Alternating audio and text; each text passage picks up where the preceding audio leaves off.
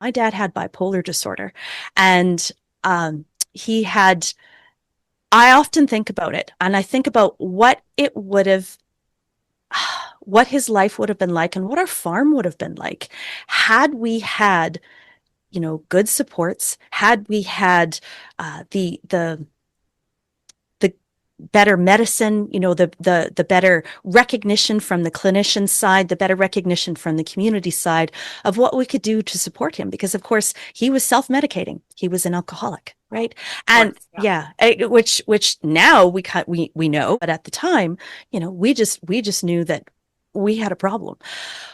The other piece with that is that bipolar disorder runs through your family, right? And so my middle brother David also developed bipolar disorder, and his version of it was a little bit different than dad's. Dad had what I would call a milder version. His was more episodic, like he could have, several years and be quite fine, and then things would be more problematic. My brother David's was um, he would have a manic episode usually every spring and every fall.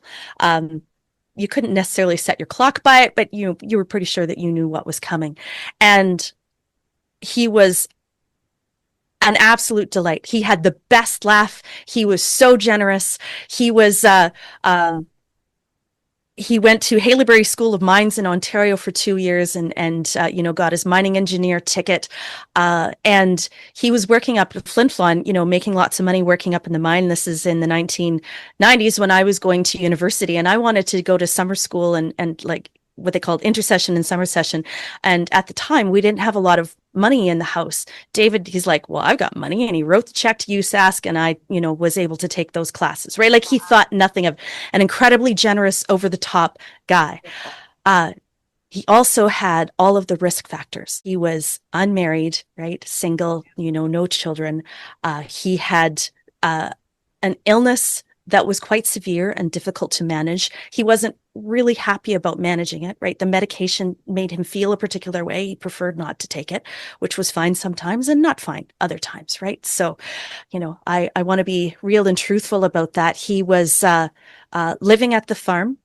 My dad had died just the year before of cancer, and we'd been through a lot with that because dad had actually, the cancer actually caused a massive manic event for my dad. He was in the hospital for more than a month in the psychiatric ward the year that he died. And so we had a lot that were still processing as a family, and David decided that he didn't want to do that anymore, and he chose to take his life, and he died by suicide at the farm.